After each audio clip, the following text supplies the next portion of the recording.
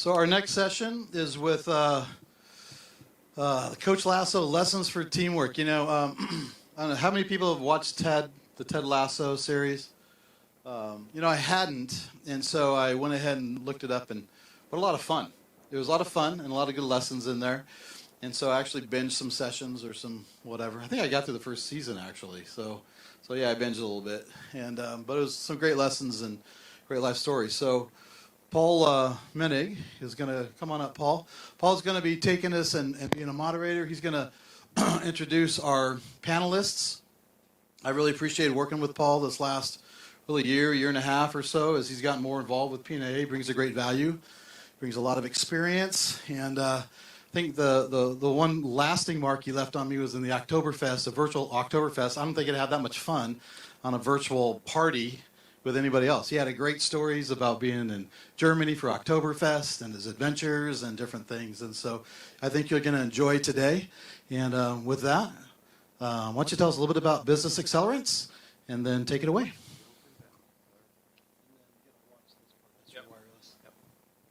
So my compatriots, if you would come on up and have a seat here, that'd be great. Hopefully there'll be some additional people. I've been trying to encourage people to come to this session along the way. So Dale just started it, sort of, so I'm going to ask you to play a little Simon Says with me. And Simon Says, raise your left hand and hold it in the air until Simon says to take it down. So everybody raise your left hand. I said the left hand, so you're not the right hand. You're not swearing on a Bible or anything here. Okay? Now, if you have not heard of Ted Lasso, lower your hand. One person hasn't heard of Ted Lasso. Wow, okay. Okay. Simon Says, lower your hand. Good point. If you have not heard of Ted Lasso. Okay, he's still keeping it down. So, all right. Now, Simon Says, drop your hand if you've not seen at least one episode of it. Okay, so some of you have heard of him, but quite a few haven't even seen an episode. Okay, now, Simon Says, drop your hand if you have not seen the full 2 seasons of the... Okay, so we got a couple of people, myself and one other, who've seen all full 2 seasons. 3rd season starts in about May, I think, right? So you got time to catch up. It's really good. Okay. Now, They win the second season. No, we're not giving that away, man. No. Okay. So this is supposed to work, right? It's always the plan. There we go. Okay, so that's our session here today. This is some of the advertising. I mean, this is an award-winning program that is on Apple TV+, which is part of the reason some of you haven't seen it, because you have to pay some money, or at least pay to get a free subscription and then remember to cancel it before they start charging you and all that stuff. So I can understand how that's going to work. Okay, so the next thing I'd like you to do is help me to fill in the blank here where the 3 question marks are. So shout out 1 or 2 words that you think completes the sentence, teamwork is. Cooperation, okay, that's good. Collaboration, all right. Teamwork is. Trust and synergy, okay. Anyone else? Inclusion, okay, that's good. How about you guys? Singular goal. Singular goal, okay, cool. Doing things together. All right. Okay. That includes having a beer, right? That's okay. All right.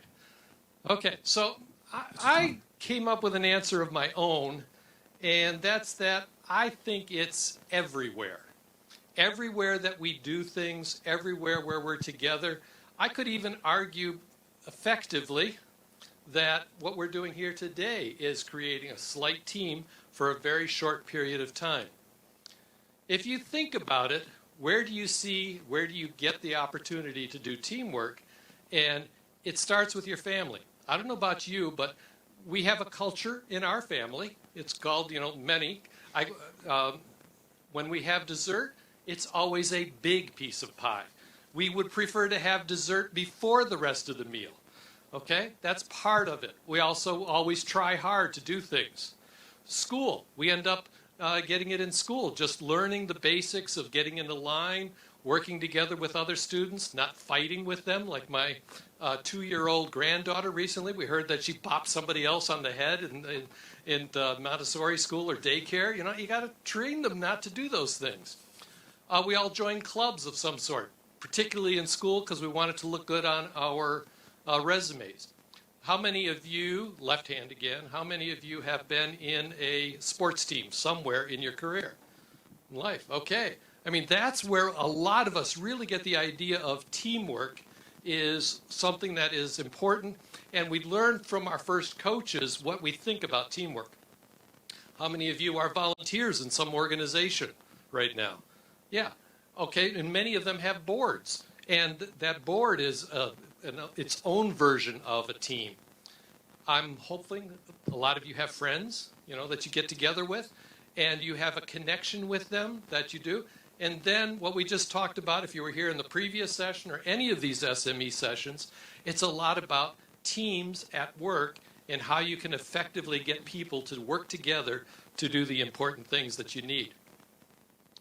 So because teamwork is everywhere, what I've done is put together a group of people who represent the plant floor, who represent the executive room, who represent the sales and marketing people and the customer delivery people, people who get involved when your company might be sold, and the advice that you need from others. And if there's a little time left over, I can also give some idea from the boardroom, though some of my compatriots here have also experienced in the boardroom, and they'll be able to give some comments on that.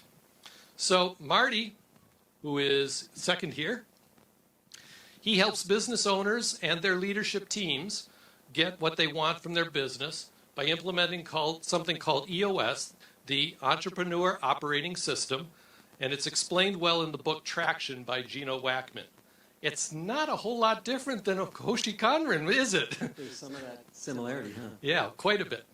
On the end is Jay Schmidt down there, who is the Executive Vice President and General Manager of Silicon Forest Electronics in Vancouver, Washington, and also an adjunct faculty at Washington State University in Vancouver, where he's involved in their leadership development series.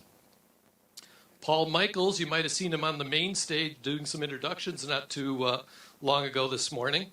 He is Director of Aerospace Operations at GMN Aerospace, and he's focused his team on a culture of world-class customer support and service within the global supply chain, notably giving GMN to be recognized 4 times as a Boeing Supplier of the Year.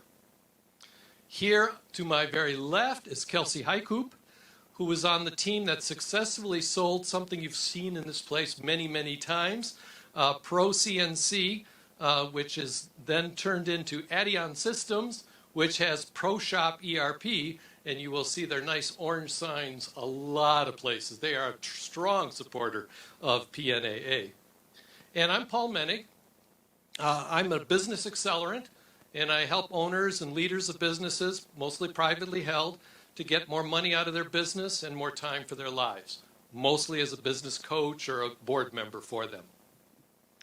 So I'm not sure how, there we go. These are small print, and I don't expect you to memorize this or take this down or anything, but in just the first 2 episodes of Ted Lasso, here were some notes I took of what you see. I had originally binged this while I was traveling back in August and September at the advice of my 40-year-old son.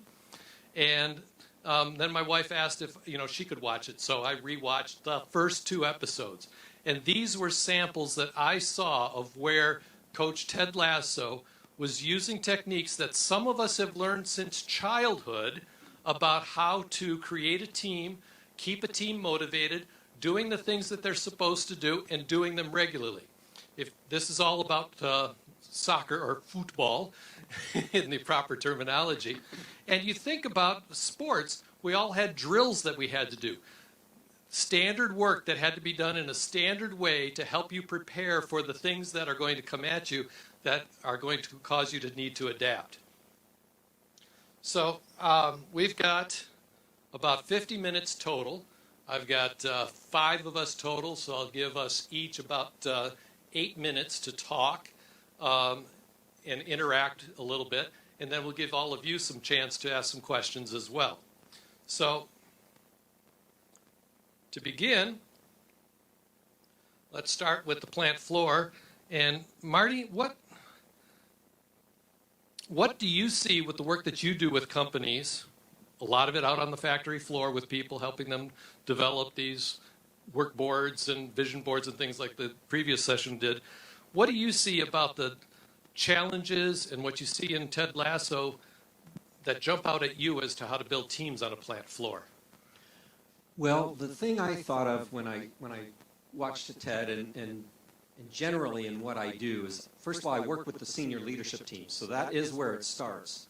But in terms of EOS and what we do, we create structure for the business. So what I think of when I think of Ted and how he does it, it's not necessarily real structured, although there is some structure. They don't show a lot of in the show, or it wouldn't be very interesting probably. But we create a structure around how the plant floor, ultimately, starts with the leadership team. So first of all, you got to get buy-in from the leadership team. If you do not do that, none of it flows down into the organization. So that's really who I work with. But where it shows up in the plant floor is where we create a system and a structure for how the plant floor can get issues on our issues list. Because there's 2 sides to that coin. The first power of that structure is that we get people feeling comfortable and safe to raise their hand and put their issue on an issue list. We're not talking about a suggestion box that's in the lunchroom that gets gum and paper clips and bad suggestions about putting air freshener in the bathroom or anything, but instead a real place for them to put issues when they come across things that could be improved in the company. So we just saw, there was a session before us that Paul was referring to around Lean Six Sigma. In my past life, I was Green Belt certified in Six Sigma. It's a very powerful and structured way. EOS is a little different than that in the sense that we are focused on companies that are around, our target market is 10 to 250 employees. So we've got some companies that have 2,500 employees running on EOS, but it's not our sweet spot. It's not our focus. Our focus is 10 to 250 employees, giving those businesses some structure. So those smaller businesses usually don't have any structure, or very little structure. So the book Traction and what Gino Wickman created was a good structure around how do we help small businesses put some structure into their business, but yet have a founder and a visionary that created this small business that doesn't want to be out of control out of all of it, or doesn't want to make it so rigorous that the founder and the creativeness of the business, the entrepreneurial relationship of the business doesn't suffer. So it's 2 sides to that coin. It's getting a structure for the employees to raise those issues. The second half of that coin is getting issues solved at the appropriate level of the organization. So as I mentioned, I work with the leadership teams, but then we build this structure and it flows down into the organization, and everybody is doing it at every level of the organization that's appropriate to them so that they can solve these issues and get issues solved. Because if you can create a great environment, a safe environment for people to raise their hand or put an issue on an issues list, a real issue, and issues aren't always negative, they're opportunities as well, then we got to solve them. Because we've all been at organizations as well that gave us a place to vent and put those issues and opportunities someplace, but then nothing ever happened with it. No feedback loop was created, no way for them to come back to us and tell us what they did, even though they may not have agreed with us. They can tell us what the result was. Once we create that circular situation, we get a very powerful organization that can really affect change at the plant floor level. I heard 3 things in there that maybe you can follow up on. One, practically the first word out of your mouth was team, but it was the leadership team rather than the plant floor. The second was I heard a team requires some level of safety of being able to talk about things. And then the third thing I heard was, well, issues, but just creating issues isn't good enough. You have to have the positive feedback that comes from completing an issue and that endorphin rush that you get from having done something that is good. Exactly. Exactly. And that's what EOS does for an organization. The Entrepreneurial Operating System is just a complete system for how we implement and harness the human energy of a business. So just to be clear, it's not software, although we do have software that supports it. It's about teaching the leadership team, and it starts with the leadership team because it has to flow down from the top of the organization. The biggest challenge anyone has is trying to go in and implement things and make things happen at the plant floor level and expect it to creep upwards. It doesn't. They've got to see that from the top of the organization moving down into the organization. So there's that teamwork. Safety, yes, you've got to create a safe space, or even better yet, really incentivize and encourage those issues to be raised. If you are chastising them, if they are getting, if you're killing the messenger, not going to work. Not going to work, right? It makes sense, but leaders do it every day, many times unintentionally. Sometimes ego gets in the way, and it's intentional because they want to show who's boss. And then you got to solve it. So you've got to have some structure in entrepreneurial businesses, especially small entrepreneurial businesses, 10 to 250 employees. They resist that structure. It's many times why they didn't work for an enterprise operation. And so we create a scenario or a system in which that can unfold in an easy way and yet still create entrepreneurial relationships so that everybody's doing what they're best at. So I have a 2-year-old granddaughter and a 4.5-year-old grandson. And I remember as I was leaving here, I said something to my wife, and my wife said, "Don't you dare say that in front of our grandchildren because they'll pick up on it and they'll say it." So, and they'll mimic you verbally as well as in physical things. And so that's why what happens at the top is so important. If they don't see collaboration and stuff going on among the people at the top, they're not going to think that that's what's important and what should be done. Absolutely. That you learn by watching. People, you see what people do, and your leaders are the ones that are on stage every day, all the time. Okay, so that's going to be a great transition to a blank screen. To the executive room. So now we're going to put the ball over into Jay's court and say, okay, you're over there in the conference room and you're getting together with your buddies. Maybe you had a 3-day offsite like my son just did in Miami and came back with COVID. Whatever it may be, the plant floor people look at you and think, oh, you got it easy up there. And, all you do is make comments about what needs to come down. But trying to get a bunch of professionals with a big career and a lot of history of other things to all work together is no piece of cake, is it? Well, I'm glad Marty brought up the E word, ego. And one of the things that we've done at Silicon Forest Electronics, stealing from some of our Sandler sales training, is understanding the difference between the parent, adult, and child ego states. And as executives and leaders, trying to intentionally avoid, when we can, being the critical parent because, do I still have sound here? Okay. They're working on it. It's not a big crowd. Okay, thanks. So understanding our identity versus our role as leaders with the ego state in mind. And that helps when, Steve brought up, getting out to go to Gemba, go to the shop floor. Dr. Deming said, eliminate fear from the workplace. Well, if you've never been out on the shop floor in 3 weeks, and they see dad coming out there as if you're the critical parent, the employees are going to act far differently than as if you've made regular contact and making those emotional bank account deposits with the team from the adult to adult ego state. So I'm glad you brought up the E word.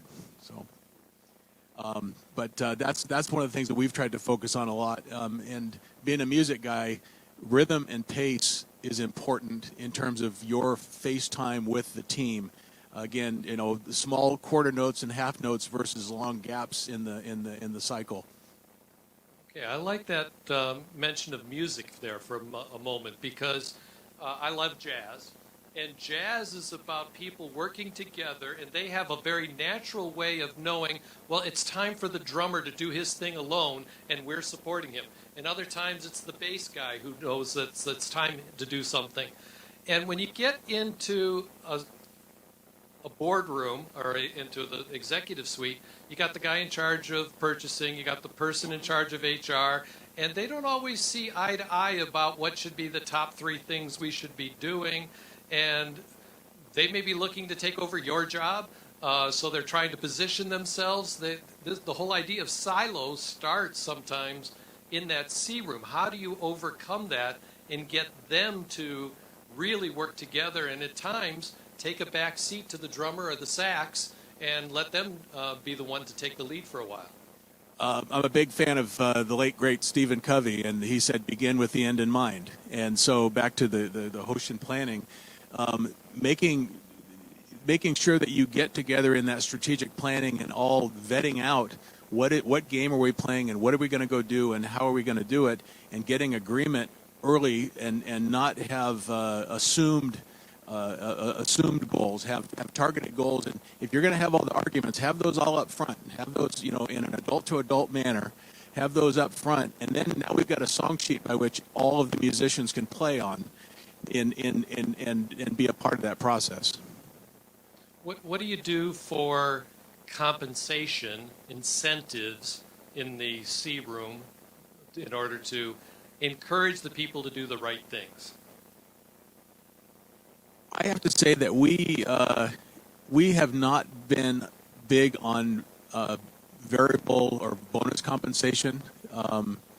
It's a two-sided coin in some cases, but there is some of that. But we have typically built it around, obviously, our profitability and then our top-level KPIs. Again, those things that we've all agreed to, and the degree to which we've hit the goal or fallen short or exceeded it. Okay.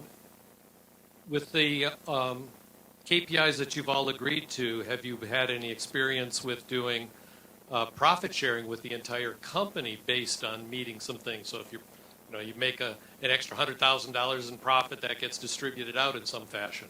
Any experience there? Yeah, in our company, we've done that. I've also seen it in other places where that became too routine, if you will, that it wasn't based, you have a bad month and everybody still got paid somehow. And so, red light, green light. Okay. That comment about everybody got paid brings to light something that I hear often and stuff and see, which is different than when I was a kid. We give people awards for participation now, as opposed to award for actually accomplishing something. Now, kind of interesting here, plant floor and C-suite. I can see where on the plant floor I definitely want to try to encourage and make people safe and think, yeah, I'll give you an award for just participating because you're such a wallflower, I can't get you to participate. Typically in the C-suite, there's no wallflowers from what I've seen. So what do the two of you say about that? Wow, I think it's an interesting topic. There's so much to incentives and how we do that. What you were referring to, I've seen so many times, right?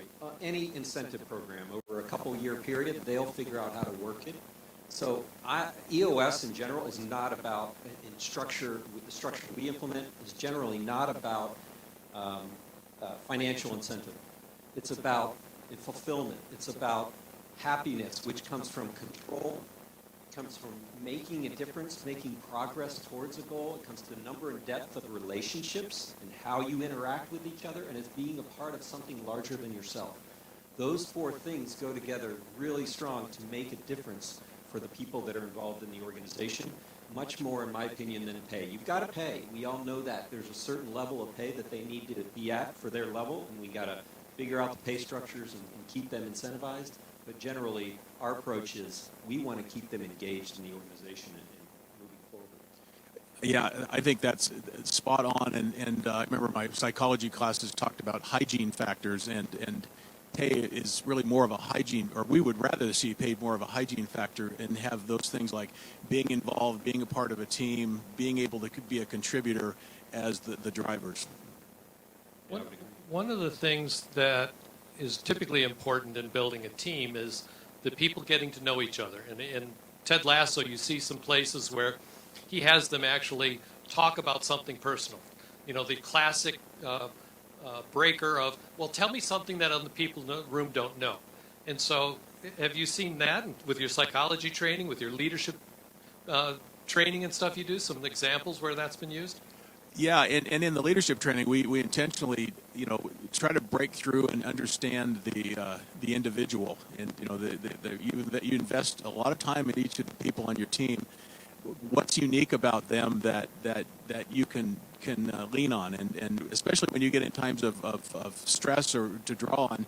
Again, I go back to the building the emotional bank account by understanding something about that person and having something in common. So when I go walk out on the shop floor, they'll talk to me about playing in the rock band or something that some sports thing I might have done. But I'll also know that their son is into snowboarding and not being afraid to, again, emotional bank account deposits all along the way, not creating a big gap between those deposits. And Marty, the EOS system for holding a regular huddle meeting, depending on what terms you want to use, you have something called the segue, which I think fits right into that, putting people at ease and getting to know each other. Yeah, I mean, the segue is just about starting with good news. What is something good happening in your life right now? Something personal, something your son just played in was in a snowboard competition, or just anything that gets you all started in the right direction. Depending on the level in the organization, too, our meetings have a very rigorous agenda, and what we're trying to do is get people to start thinking to work on the business, not in it. So we're pulling them out of the day-to-day weeds for just whatever period of time. At the leadership level, that's 90 minutes once a week. At lower levels in the organization, I've got a construction company that, as you mentioned, they get around the hood of a truck every once a week in the morning and just have that conversation. What are we doing right? How can we be better, be more effective, as the guy in the last meeting said, right? Versus being just efficient. To me, that's a great example of everybody in a company supporting the customer, not just the salespeople. You're absolutely right, and I can't tell you how much value we have got from bringing customers into our facility, right? Because, for years we were known as just the placard, marker, and label folks, right? But when they come in to our facility, they see, wow, you guys are aerospace, but you're also highly diversified. You're making test equipment. You're making touchscreens that service the agriculture and automotive industry. You're making literally life-saving electronic assemblies that are for the medical industry, all these other capabilities. And even bigger than that, Paul, is they see the dedication, they see the excitement of folks on the floor, the willingness to answer questions, right? And it's that kind of engagement that we've had that's been really successful. And one thing that I work really hard to do is I think probably everybody in this room at some point in their career, whether it be your very first job or the job you're in now, has seen someone else take recognition for an idea that was yours. And this happened to me, and I swore to myself I was never going to be part of that. And, back to the sports theme, one of my mentors, his name is Rick Jones, he said to me, never do the touchdown dance unless you're the guy that carried the ball across the line, right? And even Just then, you didn't do the blocking that allowed you to get there. Right. And I make sure that when we go on these tours and I tell them, hey, Mr. Customer, remember how we were able to offer you that cost down? It's because Joe here came up with an idea that's going to be able us to lower our costs and still be profitable, right? He came up with better way to cut the parts, a better way to trim the parts, a better way to print the parts, whatever it is, right? And then again, that's another area where they get to see the customer reaches out, shakes their hand, thanks them personally for what they're doing. That kind of engagement for us, it's just been remarkable. Yeah, it's great. Go ahead. If I can add, I think there was talking about revolutionary customer engagement, we try to do something called multiple points of contact with our customers. So And it's almost kind of a lean thing. It's like a theory of constraints, is that if all your customer engagement is through that one salesperson, you're missing out on a lot of opportunity for your team members to be engaged with customer team members. So, for example, our chief technical officer is typically tied right to the hip of the engineering manager at a customer, and our program manager is tied to the purchasing manager. But I think the difference is we're very intentional about trying to set those relationships up early, because things happen along the way, and if you have one single point of failure, it's not going to be good. So that's just the tactic that we take. Great. So next is an interesting individual with an interesting background. So Only one? did you, Kelsey? Did you and Paul play any sports together in college? Well, do you count motor racing as sports? Absolutely. No, yeah, absolutely. Yeah. Okay, and you probably played cards and a bunch of other, hung out a lot together. So when you talk about, I said on that first early screen, friends, I mean, here's a guy who his life and his business are tied together with a friend. And one of the important things you do, he's done all these things in the career he's had so far. But he had one other experience that also Jay just went through. What happens when your company gets sold or you buy another company? Now you need a team of people almost on demand, created out of nothing. You need legal people, you need accounting people, you need tax people, all kinds of things. And you don't have a lot of time to form that team, get it to perform. They're probably all professional services people that are doing the same thing for 10 other customers at the same time and don't necessarily want to handle understanding your culture or understanding your urgency needs and stuff. So what do you identify with what we've heard here and what you have or haven't seen with looking at Ted Lasso? Yeah, thanks, Paul. I think one of the key things you said right at the end that I want to really get into a little bit is understanding. And I feel like understanding is so fundamentally human. Like it's part of our neurology. I mean, it's so deep that we'll make stuff up. Humans will just make it up if they don't understand what's going on, right? And so you talk about suppliers, but we also talk about people on the floor. We talk about the C-suite. We talk about the whole mix in terms of, do we understand? Oh, do we have the high-level targets? Do we understand what this specific job does? A lot of this is understanding.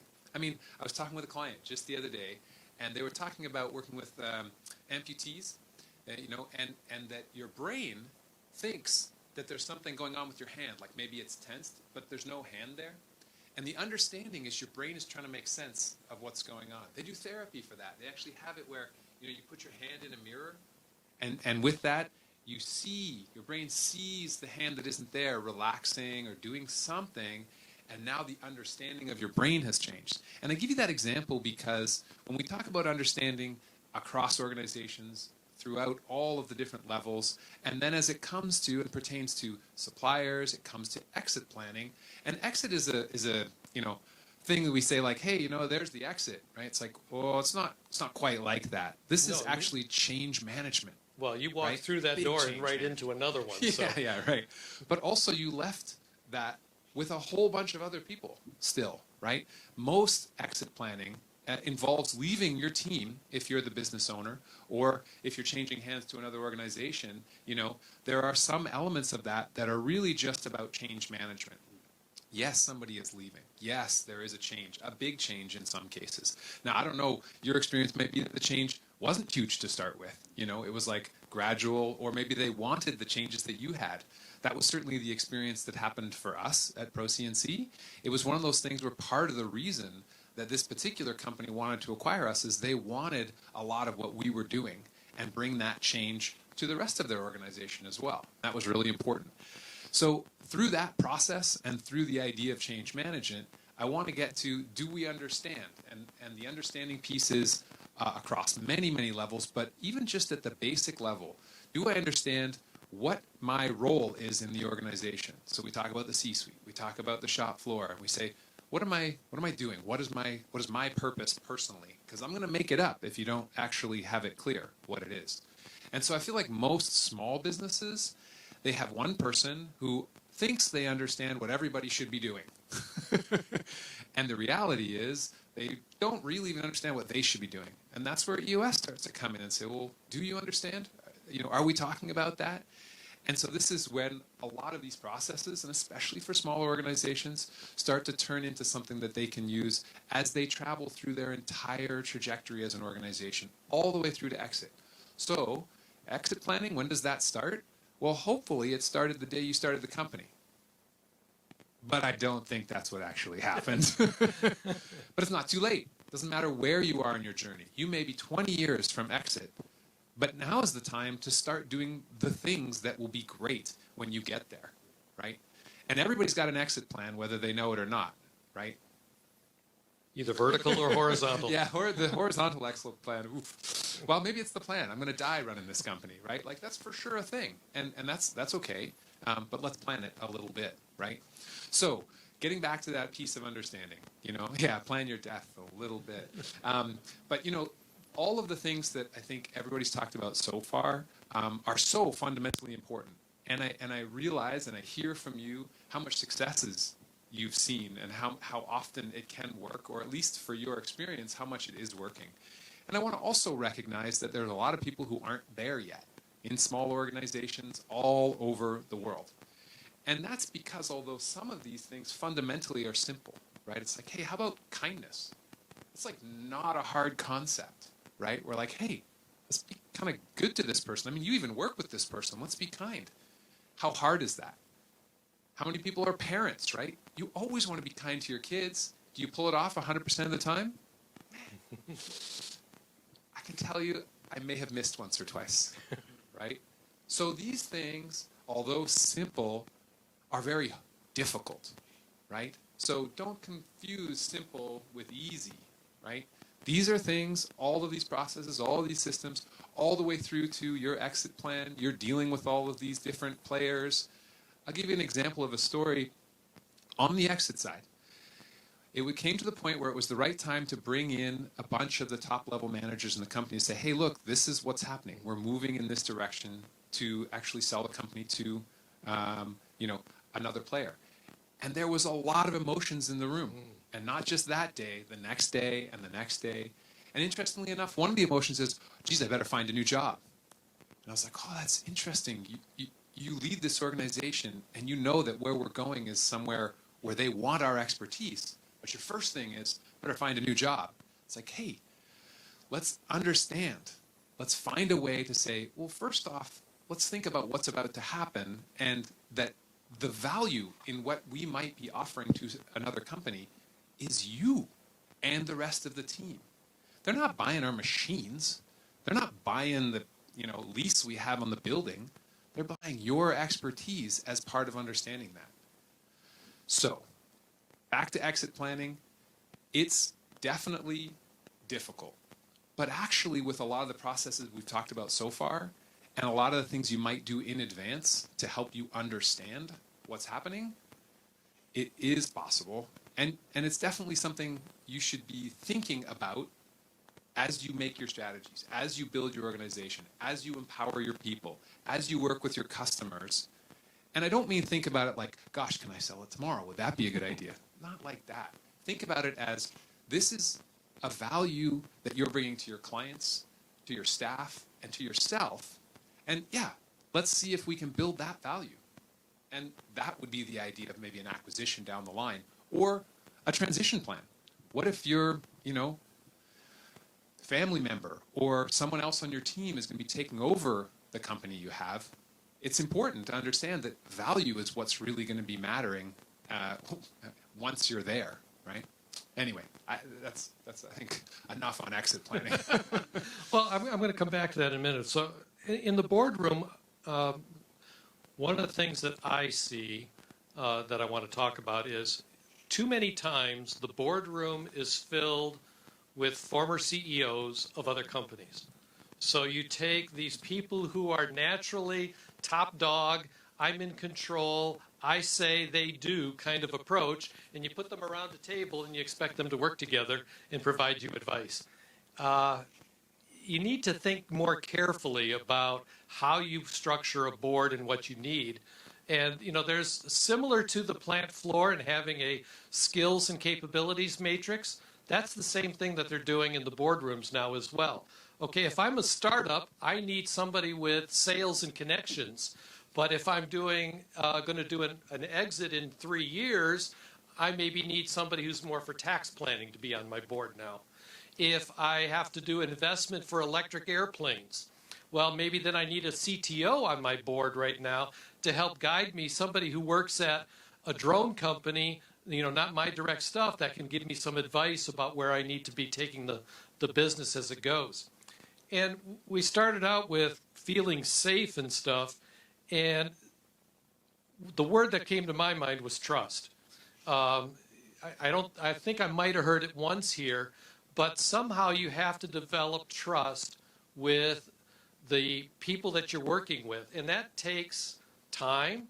It takes being together. It takes being vulnerable, telling them things that you may not like.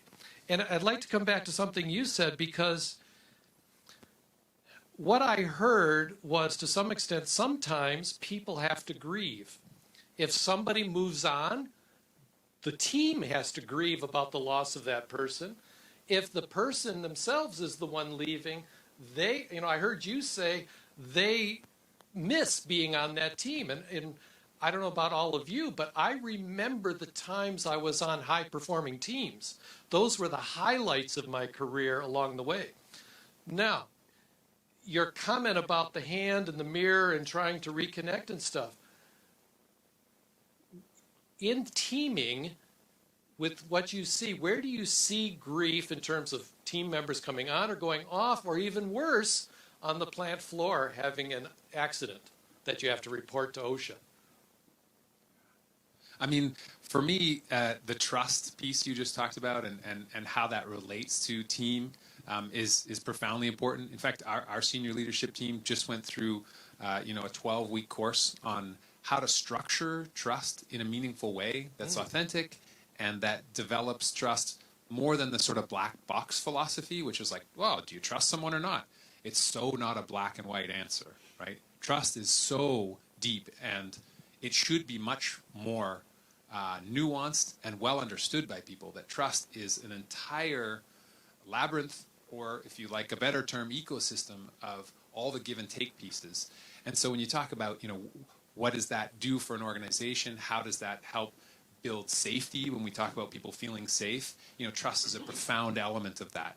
And there's lots of mechanics involved. And as we start to understand that about humans and the human brain, these are things we can actually practice.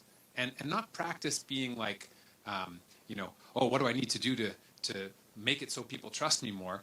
Practice doing things, and then people will trust you more because you're practicing those pieces, right? These are the elements. And I think I've heard all of you say specific things and elements that develop trust. We talked about being there and saying, yeah, I'm here to see what you're doing. We've talked about, how do you act in the way that you want others to see that you are doing, and be open about it. Transparency, give them understanding. These are all trust mechanisms. Yeah, I mean, trusting. Yeah, what were you going to say, Jay? Go ahead, Paul. You hit the nail on the head, because I don't think that trust is something that there's, you go back to what you said about simple and easy. For us, again, there's no silver bullet for this, but transparency for us, especially during our acquisition, right, which happened just over a year ago now. Transparency has been huge in rebuilding trust, right? Because here you have a family-owned company that for 65 years, literally handing the keys over to $1 billion organization, right? What's that going to cause? Fear. It's going to cause people creating things in their mind about the reality that you were talking about earlier. All these different things. So rebuilding that trust has really been on a foundation of the repetition, doing what you say you're going to do, but being transparent about everything that's as transparent as you can be within reason. I mean, that's a fact, right? But just transparency has really helped us immensely in that piece. So I just wanted to say thank you for bringing that up, because that's been a huge component for us. Jay? And I'll go back to the example that the emotional bank account. You know that things are going to happen and cause you to go into the valley of despair. So why wait until that time to draw on it? You got to make the investments along the way. We actually have marble jars in our company at everybody's desk, and it's the visual of let's go make those deposits now, because eventually you're going to have to take some marbles out along the way. That or you're going to lose your marbles, huh? I'll take just a part of the EOS system as well is exactly what you're talking about with trust. We call it vulnerability-based trust, right? Patrick Lencioni writes a lot about this. We utilize that in our system. It's not the kind of trust that I know what you're going to do or that I know who you are, I know that you're going to be on time, but instead it's the kind of trust that says, I know I can stick my arm out there and you're not going to cut it off, or I can say something and you're not going to use it against me. Or just as simple things like saying thank you. You brought up parenting earlier. It's weaved in through the EOS system and understanding how leadership can become better, because it's about becoming better human beings. You'll see this with Simon Sinek's work and a lot of places out there. Leadership is kind of sometimes put on this pedestal of being authority and being charismatic. And it's so much more about being human, about really being able to relate to people and know that they will be safe with you and can put their trust in you as a leader. And so I just wanted to say, there's a lot of, I can understand the 12-week course or anything else about leadership, because there's so many nuances to it, and it's a lifelong endeavor to be a good leader, because we all do have egos, we all do fall down now and then. But to build structures into your business so that you can keep that moving forward and bring yourself back to center and know that we're all in this together and we're trying to help each other, I think is important. Something that I learned that was profound for me and on the trust, and I'll give my time. Oh, 7 minutes. Okay. Was sort of this concept for me about, when people trust you to get a result, they're sort of trusting the wrong thing. And part of the reason that is because you don't actually get to control the result most of the time. You're a factor. Hopefully, if you're doing a lot towards it, you're a big factor. But sometimes you're a small factor. But what you can do is promise effort.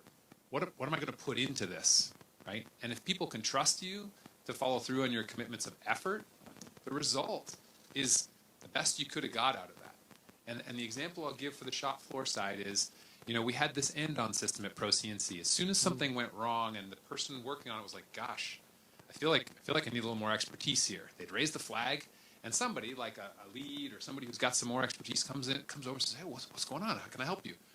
And if they look at it for a few minutes and go, woof, man, you know what? I think we should call in the programmer, right? So now you got the three of them going, yeah, that is, I don't know. Let's get somebody, who did, project management on this, and let's figure out whatever it is. You call in the people, you all look at the solution that you collectively propose, and then you go for it. And nobody has to look back and say, did we make the right choice? Because it was the best choice you could have made. Because you called in the people, you trusted the people to look at it closely, you all decided on a trajectory. What are we going to try? And that was the absolute best choice you could do. I'll just add on to that. I think that's so perfect, because when we're talking about trust, we're talking about accountability. So we talk a lot about accountability within EOS as well. Accountability is different than responsibility. So as you say, it's not the result that they are accountable for. They're accountable for raising their hand and saying something's off track here. Something needs to change, or I'm seeing this. And then everybody can support that, and we can pull in the right resources to get things back on track. But instead, if they feel like I'm not delivering, it's my fault, I've got to do something differently, then they're taking too much responsibility. They just need to raise their hand and make sure everybody's held accountable to what we said they were going to be accountable for. Okay, if somebody has a question now, not the left hand, raise your right hand. Simon says. Oh, yeah, you're right. I could have caught somebody. Darn it, why'd you say that? Any questions from anybody? Yes. Great panel. Thank all of you very much. Kelsey, I'm interested in the exit strategy. Today, we're all looking for the modern world. We want instant gratification, how to hack this immediately. And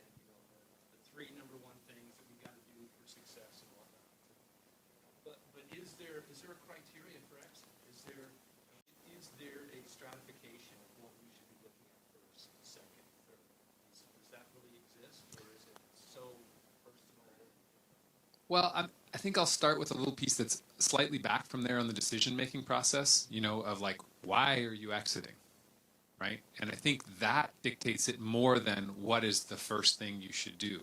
What do you want next with your life? Like, if the exit strategy is because, I'm going to have a heart attack any day. No, I don't know why I kept coming back to that. Then it's a very different kind of set of steps and what should be first than, a myriad of other really cool things you might do next, right? And so if you're a small business owner and you're thinking to yourself, yeah, I want to get to do this thing. That's where I want to take me. I want to take my life. That will guide much more than anything else. What are the right steps for your exit, right? Because sometimes that's nothing like what you might imagine. You think, can I put a little for sale sign up somewhere? And pretty soon someone will come along and make me an offer. It's not at all how it works, right? So in that context, think more about where you want to be. Because even if you could put up a sign, if you didn't know where you wanted to be, now you're standing there with no company that you just had for who knows how long. And you probably have a lot of, remorse even, because you weren't moving into anything. You were just moving away from something. Happens all the time that small business owners decide they want to sell when it's tough, when things are going badly and it's hard, right? They're like, oh, man. And then when things are going great, this is the company they built and loved. What do they want to do? They want to go with it, and there's new opportunities. It's got to be something you're moving toward. It's got to be something you've already decided is your next step or trajectory, and that's the reason you're exiting, and then those other pieces will come from that. I just got to say, I love that too, because I can't. There's a number of clients I've worked with. I worked with the business owners and their leadership teams, but they got into it because they realized they couldn't do this much longer, and they needed to have an exit strategy. And they hadn't really built a company. They hadn't really built something that they could go to Cabo for a month and let go of. Once we did that, they didn't want to sell. They got to the place, this is what I got into it for, and I love it. My leadership team's running the business now. I'm just the visionary, kind of bopping around, creating the culture, Please join me in thanking these panelists for some great discussion, please. Thank you very much, gentlemen. It's been great.